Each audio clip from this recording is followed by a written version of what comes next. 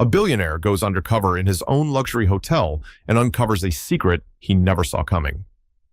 In today's captivating story, we follow a wealthy hotel owner who decides to pose as a regular guest, curious to experience life on the other side of the front desk. What he finds will challenge everything he thought he knew. The rhythmic click of Caleb Whitmore's polished Italian loafers echoed across the glossy marble floors of the Elysian, his family's flagship hotel in downtown Vancouver. At 33, Caleb had the grace of someone raised in old money, but his steel gray eyes carried a quiet exhaustion that made him look older than his years. As he crossed the grand lobby toward the private elevator, staff subtly turned their heads to watch him pass. "Good morning, Mr. Whitmore," the concierge called out with a nervous smile. Caleb gave a brief nod, forcing the corners of his mouth upward, but the gesture didn't quite reach his eyes. The elevator doors slid shut, and he leaned against the wall, exhaling slowly.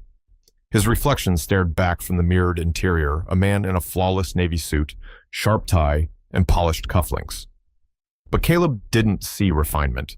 He saw the invisible weight pressing on his shoulders, the legacy, the name, the expectations. In his top-floor office, he stood at the window, overlooking the city. Several towers bore the name Whitmore, gleaming in the afternoon sun like silent monuments to a legacy he hadn't chosen but was now expected to carry. His fingers absently brushed the engraved nameplate on his desk. Caleb Whitmore, CEO, Whitmore Hospitality Group. "Your 9 a.m. is here, Mr. Whitmore." His assistant's voice crackled through the intercom. "Send them in, Lara," he replied, adjusting his tie. The board meeting passed in a blur of financial forecasts and market strategies. Caleb contributed on autopilot, his nods and answers practiced. But inside, a growing sense of disconnection gnawed at him, a feeling that had shadowed him for months. That evening, alone in his expansive penthouse, Caleb sat with a tumbler of aged scotch. The television murmured in the background a travel show, the kind where hosts trekked through jungles and danced with strangers in far-off cities. He watched as they shared street food and laughter, their lives simple, spontaneous, free. His phone buzzed. Another message from his mother. "Any updates on the gala? Or when you'll finally settle down?" He turned the screen over, ignoring it.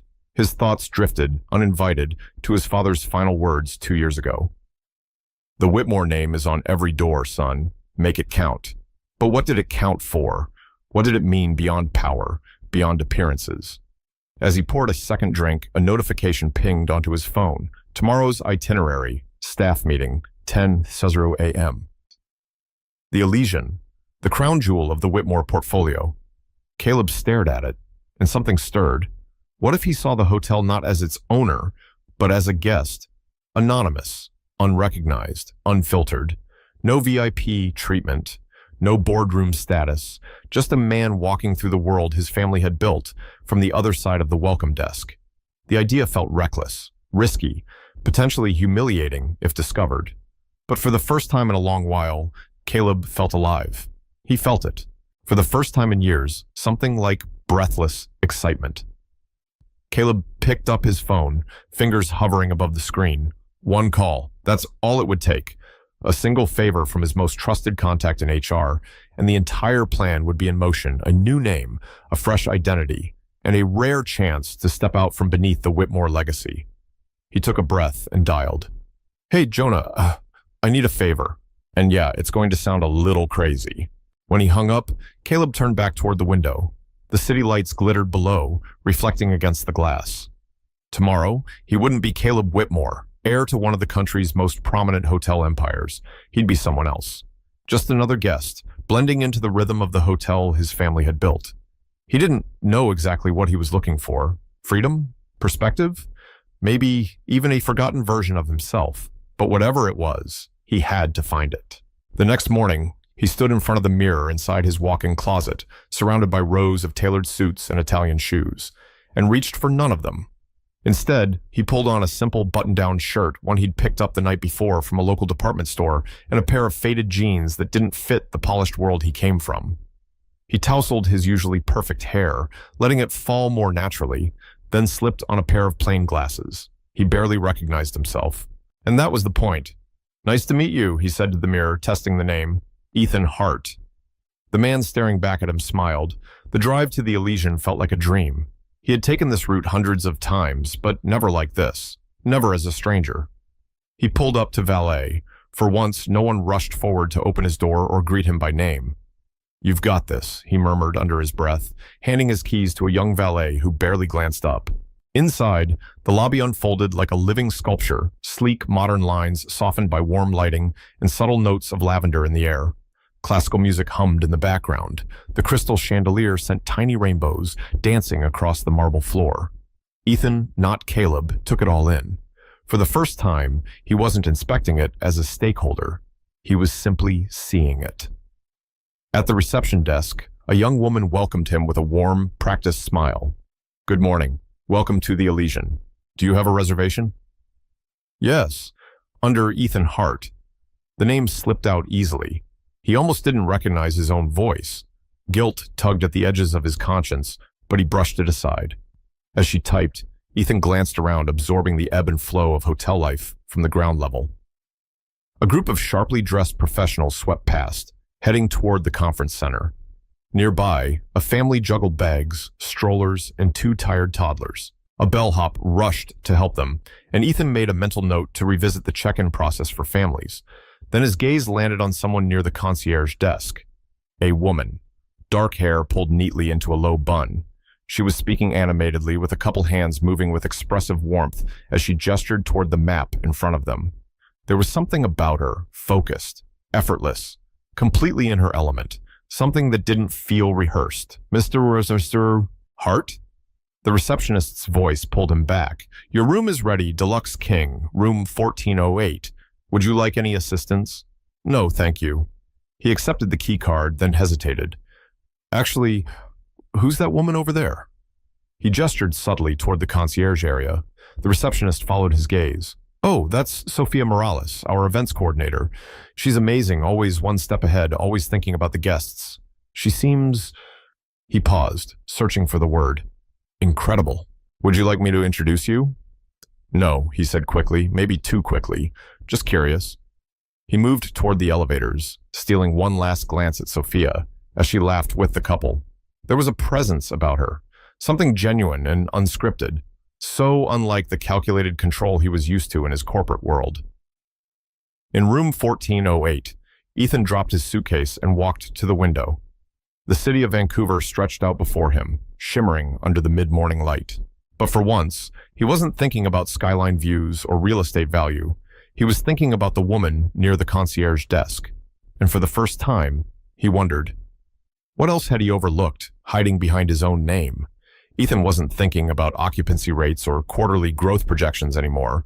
Instead, he found himself staring out the floor-to-ceiling window of his room, watching the slow drift of lives on the streets below. People hurrying to catch a bus, laughing into phone calls, sipping coffee on benches, lives unmeasured by spreadsheets. Then a knock. Housekeeping. He opened the door to find a petite woman with silvering hair and gentle eyes. "I'm Lily," she said with a warm smile. "Just checking if you need anything, love." "No, thank you, Lily. Everything's perfect." As she turned to leave, she paused and gave him a curious look. For a moment, Ethan's heart skipped. Did she recognize him? But then she smiled again, something knowing in her gaze, and walked away. He closed the door, leaning back against it as his pulse steadied. This was it. He was in. No titles, no treatment. Just another man in a hotel full of strangers. Maybe now he'd finally see what had been hiding in plain sight. The next few days passed like a series of small awakenings. He dined in the hotel's sleek restaurant, where the lobster bisque was indeed spectacular. But what struck him most wasn't the cuisine. It was the staff. Their warmth, the way they remembered guest names, joked with regulars, noticed empty glasses before they were lifted. He jotted notes in his phone under a growing list titled "Things I Never Noticed as CEO." At the gym, he struck up casual conversations. A business traveler from Chicago praised the in-room coffee machine, but groaned about slow Wi-Fi. A couple from Melbourne raved about the rooftop bar, but mentioned the frustrating elevator delays during checkout hours. Every voice felt like a revelation. Every small complaint, gold. In the evenings, his head buzzed with ideas. What if employee spotlights weren't just for top managers? What if he invested in more staff-led innovation? What if the hotel felt as alive to its guests as it was to the people who ran it? On the third evening, he saw Sophia again. He was nursing a quiet gin and tonic in the bar, watching the soft glow of pendant lights reflect off glass and granite when she walked in. She looked different, still polished but more real. Strands of hair had slipped loose from her bun. A stack of folders weighed her down. There was tension in her shoulders. "Long day?" Ethan asked as she slid onto the stool next to him. She blinked, surprised, then smiled, and it hit him like sunlight through fog. "That obvious?" she asked, setting down the folders with a sigh, only to someone paying attention. He raised his glass in a mock toast. She laughed, not the polite kind reserved for clients or strangers. The real kind, warm and unfiltered. "And Sophia Morales," she said, extending a hand. "Events coordinator, or as I like to say, chief chaos wrangler. Ethan Hart," he replied smoothly. "The staff speaks highly of you." Conversation flowed easily after that. She told him about the upcoming charity gala. She was planning a night of old Hollywood glamour to raise money for local children's hospitals. As she spoke, her eyes lit up. She described vintage lighting, a live jazz band, curated cocktails from the 1940s. It wasn't just an event, it was a vision, and she cared deeply. "It sounds incredible," Ethan said honestly. "I don't suppose you could use a volunteer?" The words escaped before he realized he meant them. Sophia stared at him. "You're serious?" "Absolutely. Well, yes, I could use some help," she said with a tired smile. "Things have been a little tense around here lately." That caught his attention. "Tense? How so?" She hesitated, biting her lower lip. "It's probably nothing," she said at last. "Just whispers about a possible buyout. You know how these things go in corporate." A chill ran through him. A buyout? How had he not heard about this? He kept his expression neutral. "That does sound stressful." She sighed. "Yeah. But that's all the more reason to make this gala unforgettable. Something good. Something that reminds people why this place matters." He nodded, lifting his glass again. "Then let's make it happen." "You're right," Sophia said, her smile returning, softer now. "And I really would be grateful for the help." They continued talking, the hum of conversation around them fading into background music. Neither of them noticed Lily, standing near the far end of the bar, polishing a glass with slow, deliberate movements. She watched them with quiet curiosity. She'd seen 1,000 guests pass through the Elysian, but something about Ethan Hart made her pause. There was a familiarity in the way he moved, in the quiet authority behind his casual charm. Something she couldn't quite name, but something her years of service told her not to ignore. Later that evening, as Ethan wished Sophia good night and headed back toward the elevators, he felt a warmth in his chest. It wasn't the gin. It wasn't even the satisfaction of helping plan a meaningful event. It was her spark, her laugh, her quiet strength. He stepped into the elevator, the doors sliding shut with a soft chime, and suddenly reality pressed in. The buyout rumor. It gnawed at him. If it was true, it meant massive changes, possibly layoffs, culture shifts, damage he hadn't foreseen. But how could he find out the truth without revealing who he was? And why, of all things, did the thought of disappointing Sophia weigh on him more than disappointing the board? The elevator doors opened on his floor. Ethan stepped out, a quiet resolve settling over him. Whatever this is, I'm not walking away from it. The days ticked by, and with every shared task, every stolen laugh, Ethan and Sophia grew closer. Their work on the gala shifted from coordination to collaboration, and eventually to friendship. One afternoon, they sat side by side in a quiet conference room, surrounded by table layouts and place cards. The soft hum of the air conditioning was a calm backdrop to the flurry of planning. Sophia, looking up from a seating chart, tilted her head at him. "So, Ethan," she began, tone playful but probing, "what brings you to Vancouver? Business or pleasure?" Ethan hesitated. The lie sat heavy in his chest, but he nodded with a smile that didn't quite reach his eyes. "A little of both. I'm a consultant.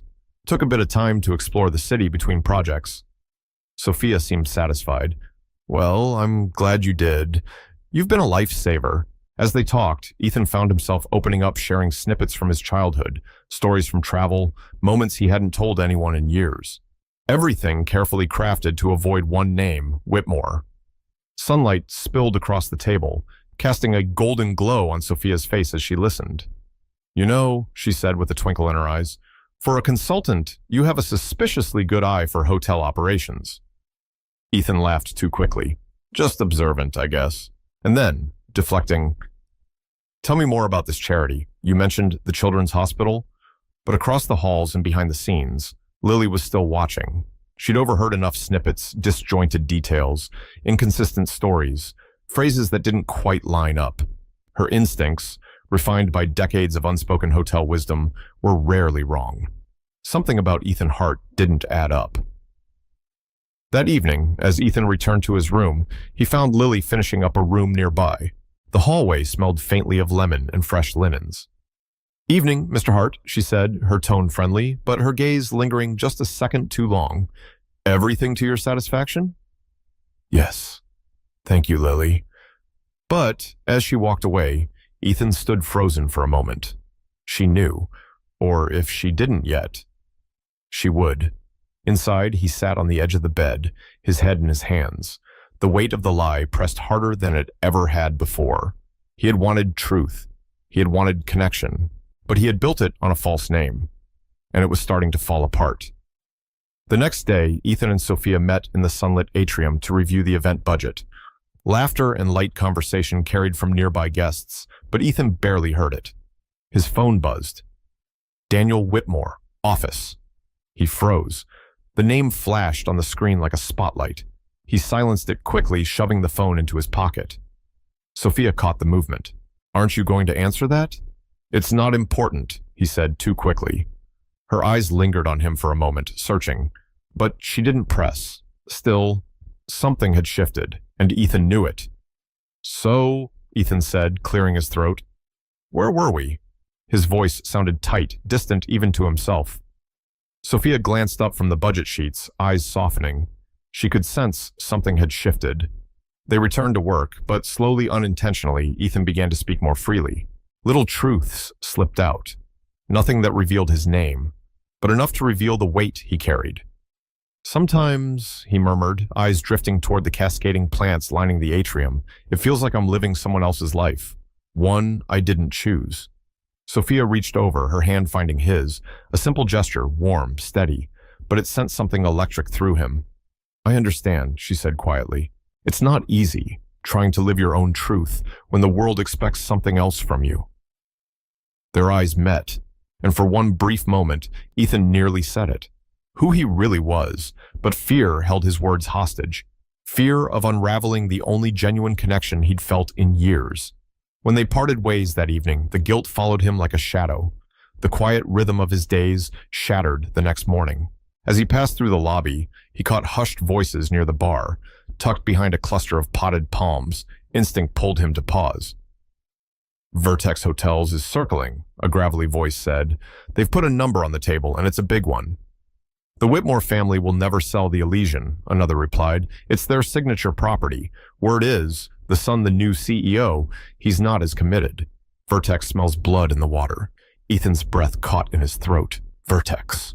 Known for hostile takeovers, for gutting everything that gave a hotel heart, leaving only polished exteriors and slashed budgets. If they got their hands on the Elysian, all the warmth he'd rediscovered here, the laughter, the service, the soul of it, gone. He found Sophia in her office, surrounded by swatches, seating charts, and sticky notes. Hey, he said, trying to sound casual. I overheard something in the lobby. People were talking about Vertex Hotels, about them trying to buy the place. Sophia froze, her pen slipping from her fingers. How do you know that? She asked, her voice barely above a whisper. That's supposed to be confidential. I just overheard it. Suits talking near the lounge, he added quickly, heart thudding. Sophia leaned back in her chair, the fatigue catching up to her all at once. It's real, she said, voice low. The staff's anxious. Everyone knows Vertex's playbook cut jobs, trim services, turns soul into spreadsheet. She looked up at him, something fragile in her gaze. This hotel, it's not just where I work. It's family, and it's in danger. Ethan felt it deep and protective. A sudden, consuming need to shield this place, these people. There has to be something we can do, he said, more to himself than her. Sophia tilted her head. You seem pretty invested. For a guest. He looked away. I've just grown attached, I guess. The words burned as they left his mouth. The lie tasted like ash. That afternoon, Ethan made discreet phone calls, burner lines, and back channels, trying to confirm Vertex's movements without tipping off anyone who might recognize the voice behind the alias. The headache started around 2 p.m. By 4, his stomach was in knots. The double life was becoming unbearable. While grabbing fresh linens in the staff hallway, he caught wind of hushed whispers. Lily. He paused just around the corner. I'm telling you, she murmured to another housekeeper. There's something off about that Ethan Hart. You think so? It's the way he talks, the way he walks. I've been here long enough to know when someone's pretending. Ethan slipped away, his heart pounding. He'd underestimated Lily, and now the clock on his cover was ticking down. That evening, as he and Sophia stepped outside together after another long day of prep, the golden hour sun cast the hotel in a soft, almost cinematic glow. For a moment, things felt normal, like they were just two people, two hearts orbiting something bigger than themselves. Then voices, laughter, the sharp scent of expensive cologne. A group of men in tailored suits stepped onto the sidewalk in front of them. One of them turned, recognizing Ethan. Ethan froze. So did the man. Recognition flickered. Daniel? The man said, confused. Daniel Whitmore? Sophia turned, eyebrows lifted. Ethan's world stilled. The scent of expensive cologne lingered in the air like smoke as 3 sharply dressed men walked through the grand entrance of the Elysian. Ethan froze. He knew them instantly. Jeffrey Roth, CEO of Vertex Hotels, his right-hand man, the CFO, and one more executive whose name Caleb hadn't bothered to learn, but whose presence confirmed it. The takeover wasn't just rumor anymore. Excuse us, Roth said brusquely, barely acknowledging them as they passed by. Sophia turned to him, her face draining of color. That was Jeffrey Roth. This is worse than I thought. Ethan nodded, jaw tight, pulse racing. He couldn't hide much longer. The stakes were too high. People's jobs, the hotel's soul, everything was on the line. Sophia, he began, voice catching in his throat. There's something I need to tell you. But before he could say more, her phone rang. It's my manager. I have to take this. She walked off, disappearing into the crowd as the lobby buzzed with chatter and movement. Ethan stood alone in the middle of it, surrounded by laughter, music, and soft jazz drifting from the nearby lounge. But inside him, it was silent chaos. The moment of truth was closing in. That night, the charity gala transformed the hotel into something almost dreamlike. The grand ballroom shimmered with gold accents and vintage chandeliers. Crimson roses adorned every table. Soft candlelight flickered against champagne glasses. It was old Hollywood brought to life. Sophia stood radiant in a deep red gown, her hair swept elegantly to the side. She moved through the crowd with effortless grace, thanking donors, laughing with guests, all while managing every detail behind the scenes. And by her side stood Ethan Caleb in a tuxedo that felt like a costume. He wore the suit, but it didn't feel like him, not anymore, not with the lie growing heavier by the second. He kept looking at her, her laughter, her focus, the way she lit up the room, and all he could think was, she trusted me, and I lied to her face. Halfway through the night, Caleb spotted Roth again deep in hushed conversation with members of the hotel's board. He drifted closer, staying just within earshot, the hum of the jazz band barely masking their words. It's a strong offer, Roth was saying, voice low. It would be a seamless transition. The sun doesn't seem invested. We can make this fast, clean. Caleb's hands curled into fists at his sides. The sun. Me. Roth thought he didn't care, that he'd already walked away. Rage flared inside him. He'd built this place. He'd fought for every square inch. And now when it mattered most, he was hiding in plain sight. A tap on his arm pulled him from the shadows of his thoughts. Ethan, Sophia said, smiling gently, the hospital director wants to meet you to thank you. He opened his mouth, but before he could speak, a sudden wave of murmurs rippled through the ballroom. On stage, Lily stood beside the event MC, whispering urgently in his ear. The man's eyes widened. Then he stepped forward to the mic, tapping it gently. Feedback rang out. Ladies and gentlemen, he announced, voice amplified across the room, We have a surprise guest tonight. Please welcome the CEO of Whitmore Hospitality, Mr. Caleb Whitmore. The spotlight moved and landed on him, dead center. The crowd silenced. Conversations dropped. Every eye in the room turned toward him. Sophia did too. Her expression shifted confusion, disbelief, then betrayal. "Ethan," she whispered. "What's going on?" His heart hammered against his ribs. There was no way out now. So, Caleb took one breath and stepped forward. There was no going back now. As the spotlight fixed on him, the glittering chandeliers above seemed to dim, casting the ballroom into a hushed twilight. All eyes were on him. I can explain," Caleb began, his voice unsteady, the truth trembling on his tongue. But before he could continue, a voice thundered through the crowd. "You!" Jeffrey Roth shoved past a line of stunned guests, his expression twisted with fury. "Caleb Whitmore, what kind of game is this?" A gasp rippled through the room, followed by an onslaught of whispers, phones raised, eyes wide. The jazz band stopped mid-note. The music died, and in the silence, Sophia turned to him. Her expression froze. Confusion, betrayal, recognition. Caleb caught her eyes, those eyes he'd come to treasure, and saw the wound already forming.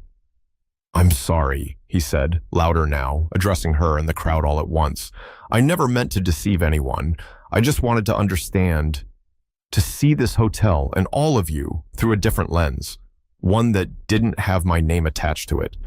Sophia shook her head slowly, tears forming in the corners of her eyes. Her voice, when it came, was a whisper broken with disbelief. "I trusted you." She turned and walked away, not in anger, but in heartbreak. And that hurt more than anything she could have said. The ballroom, once glowing with laughter and champagne, had turned cold. The clink of glasses was gone. All that remained was the sound of retreating footsteps and the hum of a broken illusion. Caleb stood alone under the spotlight, no longer Ethan Hart, no longer anonymous, just a man, exposed. In the days that followed, the consequences came fast. The press latched onto the story. The board called emergency meetings. PR firms issued statement after statement. And the Elysian, once his sanctuary, now felt like a cage. Every hallway whispered his failure. Every room reminded him of a lie.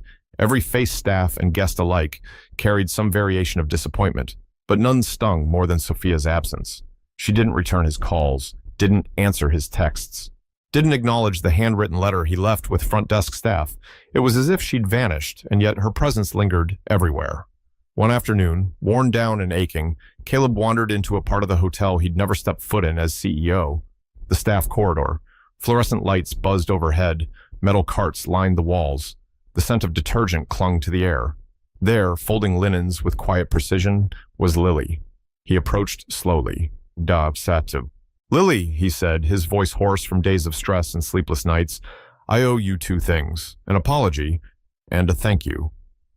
She glanced up, her expression unreadable. "Mr. Whitmore," she said, then with a slight smirk, "or do you prefer Ethan?" He winced. "Caleb is fine." Lily gave a slow nod, her hands never pausing in their task. "I get it. You wanted to see the truth without the filter of your name. I never meant for it to go this far. I didn't mean to hurt her." At the mention of Sophia, his voice cracked. "Have you seen her? Is she okay?" Lily looked at him for a long moment, and then something in her gaze softened. "She's hurt," she said quietly, "but she's strong, and maybe she just needs time." Caleb swallowed hard, nodding. As he turned to go, Lily spoke once more.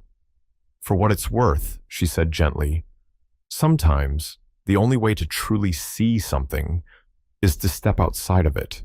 Lily's words echoed in Caleb's mind as he made his way back through the quiet corridors of the Elysian. Sometimes, to truly see, you have to step outside yourself.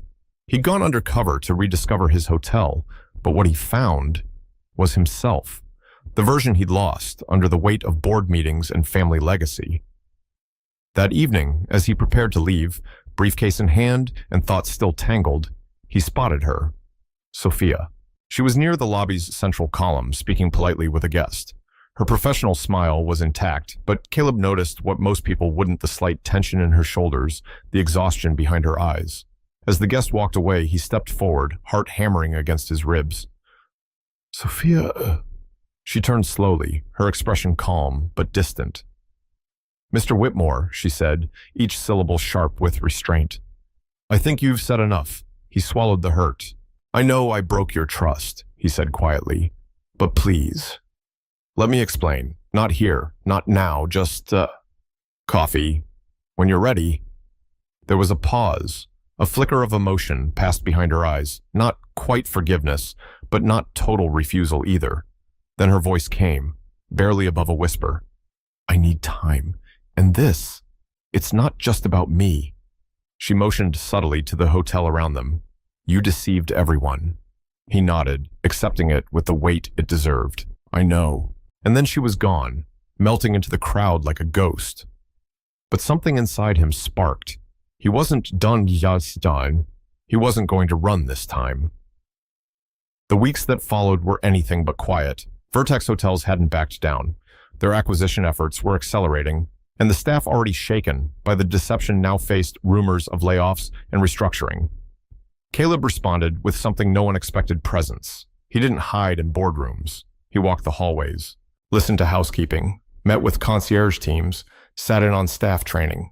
He opened doors, literally and figuratively, that had never been opened by a Whitmore before. The marble lobby still shimmered, but now so did possibility. He used what he'd learned as Ethan Hart, the small frustrations, the overlooked potential, the human truths beneath luxury polish. One morning, as he sat in his office overlooking the city skyline, the door knocked. His assistant stepped in, a strange note in her voice. Mr. Whitmore, Miss Morales is here to see you. He stood too fast. Please send her in. Sophia entered, spine straight, steps steady. She looked every bit the woman who once held a ballroom together with nothing but poise and grace, but her eyes, those familiar, stormy eyes, held caution, and maybe something more. I've been thinking, she said, her tone measured, about what you said, about talking. I'm ready to listen. He didn't waste the moment. He told her everything, the real reason behind the disguise, his doubts, his guilt, his hope that somewhere in the lie, he'd found something true. The room was quiet except for the soft ticking of the clock. Sophia listened, expression unreadable, hands folded in her lap. Finally, she spoke. I understand why you did it. She paused. But understanding doesn't erase the hurt. Caleb nodded, his throat dry. I'm not asking for forgiveness, but I am asking for your help. He leaned forward. Vertex is coming. I don't have a full plan yet. I only know that we need to act fast, and I can't do this alone. Your ideas, your leadership, you are exactly what the Elysian needs. There was silence. Then a flicker of a smile, the first he'd seen from her since the night everything fell apart. I might have a few ideas. Over the following weeks, they became an unlikely team. They revamped internal communication, created new guest experiences, launched training and mentorship programs that empowered junior staff. They even hosted intimate feedback forums, giving voices to people who had never been heard, and with every small win, the hotel began to shift. Not just in performance, but in spirit. Side by side, they worked, and slowly, where once there had been silence, trust began to take root again. The hotel began to feel different, alive. The Elysian, once pristine but predictable, now hummed with new life. Chefs in the kitchen experimented with locally sourced ingredients, crafting seasonal menus that told stories of the surrounding region. The concierge team designed personalized city walks for guests, mapping out routes that included hidden cafes and local artisan markets. Even the housekeeping staff, under Lily's quiet but steady leadership, took extra care, leaving handwritten notes, folding towels into delicate origami, creating moments guests would remember. And the guests noticed. Satisfaction scores soared. Positive reviews poured in. And perhaps most telling guests began returning, not for the rooms or the spa, but for the feeling they got when they walked through the doors. Even the board, typically unmoved by sentiment, acknowledged the shift. The numbers were strong, but the spirit? Stronger. Through it all, Caleb and Sophia worked side by side. What had once been stiff and tense now became easy again. Late-night planning sessions often drifted into shared stories, soft laughter, and quiet confessions. The walls between them began to fall. One evening, as they stood in Caleb's office reviewing the results of their latest community initiative, the city lights flickering behind them like distant stars, Sophia turned to him. Her gaze was clear, steady. For a while, she said, I wasn't sure who you really were, Ethan or Caleb, but now I think I understand. They're both you. She took a breath, the compassion, the fire, the way you see people. Caleb felt something lift inside him, like a knot that had finally loosened. Thank you, he said, voice quiet, for giving me the chance to try, to do it right this time. Their eyes held, and in the stillness, his phone buzzed on the desk. An email. He opened it. And then he exhaled sharply, turning the screen toward her. Vertex Hotels had officially withdrawn their takeover bid. The threat was gone. They had saved the Elysian. But Caleb realized in that moment it wasn't just the hotel they'd saved. It was something far more fragile, something just beginning to grow. A week later, with the storm behind them, Caleb invited Sophia for a walk in the nearby park. Sunlight filtered through the trees. The scent of blooming jasmine drifted on the breeze. Children laughed in the distance. They walked slowly, not speaking at first. Then, as they rounded a quiet bend in the path, he found the courage. Sophia, he said, his voice low, I know we've come a long way, but I still feel like there's a space between us, something unspoken. She didn't look at him at first. Her gaze remained ahead. When I met Ethan, she said, I felt a connection I couldn't explain. And when I found out who you really were, it shattered something in me. Caleb didn't interrupt. He let her speak. But these past few weeks, watching how you fight for this place, how you show up for the people who work here, it reminded me that the connection we had wasn't a lie. The person I saw, that was real. She turned to him. I'm not saying it'll be easy. Trust doesn't rebuild itself overnight, but I'm willing to try. If you are. Caleb reached out, his fingers brushed against hers. A gentle touch, but it lit something between them. No more lies, he said, no more masks, just me, with all my flaws, but also with all my heart.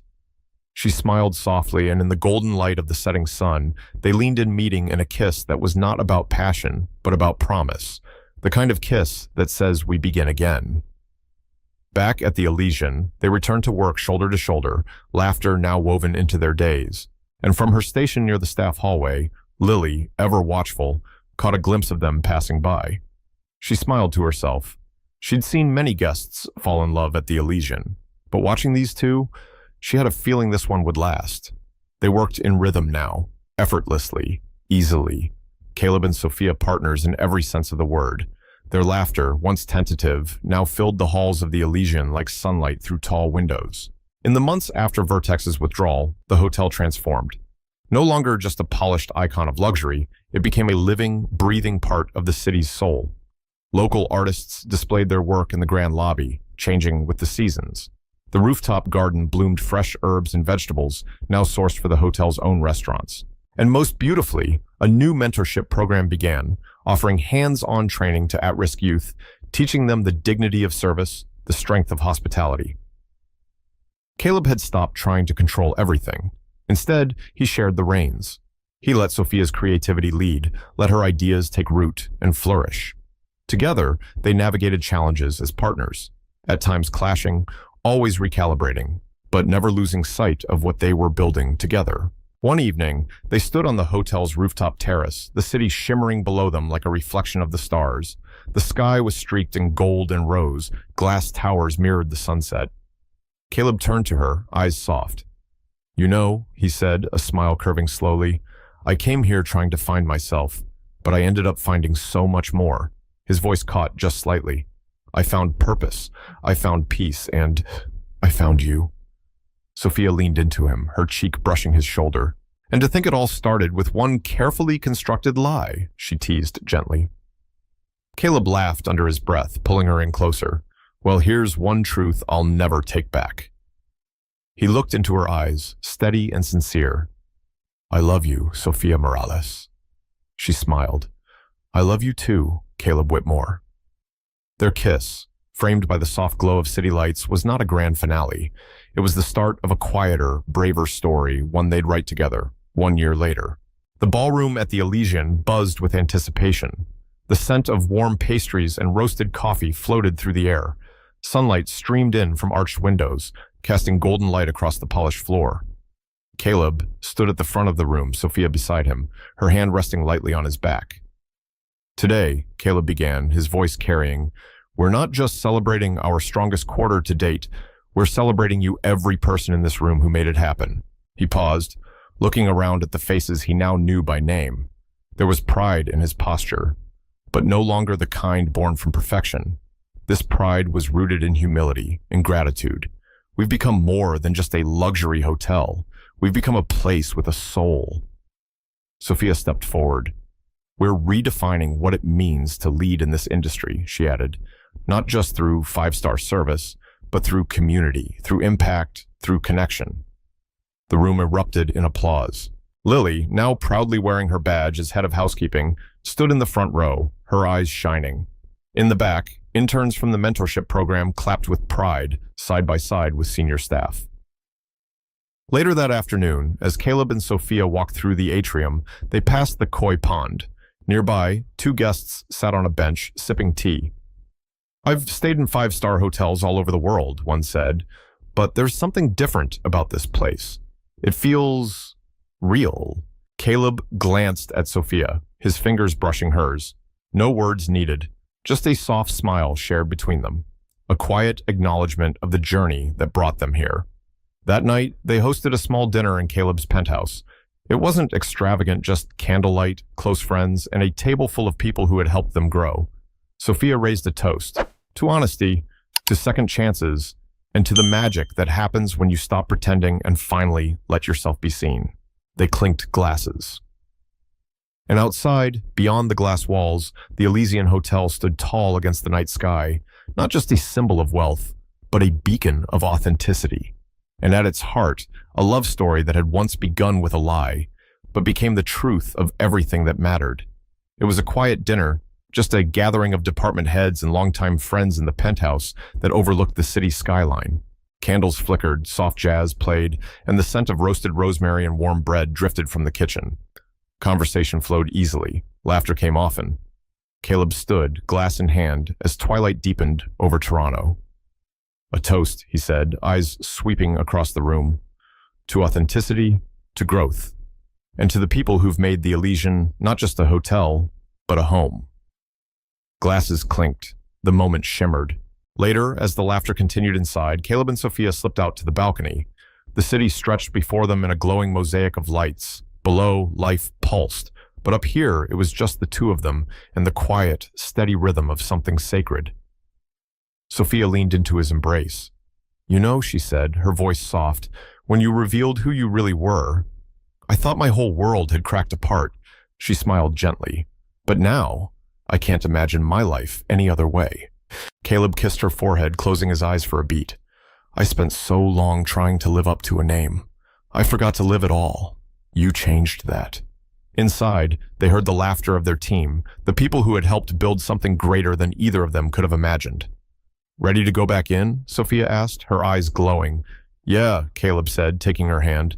Let's go home. 5 years later. The Elysian wasn't just a success. It was a symbol. A flagship for a new kind of luxury, one that balanced elegance with integrity, service with soul, and profit with purpose. On a crisp Saturday morning, Caleb stood in the lobby, sunlight pouring through the tall windows. In his arms was his daughter, Emma, 3 years old and already captivating the hearts of guests with her bright eyes and endless curiosity. And this, he told her, pointing to a gleaming bronze plaque mounted near the front desk, is where it all began. The inscription told the story of a man named Ethan Hart and how one bold experiment had changed not just a hotel, but a man and everyone who worked beside him. A story of reinvention, of mistakes, of second chances, and seeing the world through new eyes. Sophia joined them, looping her arm around Caleb's waist. Her perfume, light and familiar, mingled with the lavender the hotel was now known for. Telling her the story again? She asked, her smile playful. She should know where she comes from, Caleb replied, kissing the top of Emma's head. The good, the bad, all of it. That's how we learn to build better. They walked together through the hotel's sunlit halls, passing the ballroom, where the annual charity gala was in full swing. The sound of jazz music drifted into the corridor. laughter and glasses clinking. For the city, it had become one of the most anticipated events of the year, raising millions for local causes. In the kitchen, they stopped to greet the head chef. Once a troubled teen from a rough neighborhood, now a rising culinary star and a graduate of the Elysian's mentorship program, his success was one of many. Proof that when people are seen, supported, and believed in, transformation happens. That night, back in their penthouse suite, Caleb and Sophia tucked Emma into bed. The soft glow of the nightlight threw gentle shadows across the room. The city glimmered quietly beyond the windows. Sophia turned to him, curling into his arms. "Sometimes," she whispered, "I still can't believe this is our story." Caleb held her closer, his voice rough with emotion. "I wouldn't change a thing. Every misstep, every mistake, it all led us here." They stepped onto the balcony together, watching the city below. It wasn't about legacy anymore, not the way his family had once defined it. This legacy was built of people, of possibility, of love earned, tested, and true. And as they stood together, their fingers entwined, the hotel glowing behind them, and the world wide open ahead, they knew the story wasn't over. The best ones never are. The evening had settled soft and warm across the city. Inside their penthouse at the Elysian, Caleb stood by the window, one arm resting gently on the railing, the other cradling a glass of tea gone cold. The city lights blinked below like faraway stars, and the hum of quiet laughter from the gala still echoed faintly beneath them. Sophia approached, sliding her arms around him from behind, her cheek resting between his shoulder blades. "You're quiet," she murmured. "What are you thinking about?" He turned to her, his eyes soft but alive. "The future," he said, "and how excited I am to face it with you." A voice called from the hallway, small and sweet. "Mommy? Daddy? One more kiss?" They smiled. No further words were needed. Hand in hand, they moved toward their daughter's room, the hallway dimly lit by the soft glow of nightlights and memories. As they leaned down to kiss Emma goodnight, tiny, sleepy, the center of their world, Caleb felt something shift again inside him. Not dramatically, just a quiet click. Gratitude. For the second chance. For the woman beside him. For the life they had built out of what once felt like broken pieces. They closed Emma's door gently behind them. In the hush of the hallway, Caleb turned to Sophia, his voice barely more than a breath. "I love you, Sophia Morales Whitmore."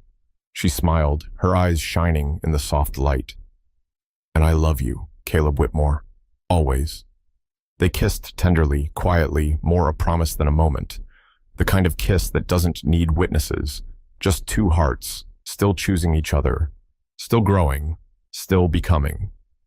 The Elysian Hotel stood tall outside their window, its golden lights glowing not just with prestige, but with purpose. It had become more than a destination. It was a story, a heartbeat, a place that held love in its walls and hope in its halls. A hotel built on second chances, on honesty, on seeing people for who they truly are. And like the city that stretched around it, it would keep growing one day at a time. Caleb and Sophia's journey had started with a lie, but it ended with something far more powerful: truth. Not the polished kind, but the real kind. The kind that shows up in quiet promises, small hands reaching out in the dark, shared laughter after hard days, and the unwavering decision to stay to love, even when it's hard. Their greatest adventure was still unfolding, and they would live it together. Thank you for joining this journey. If the story moved you, let it linger.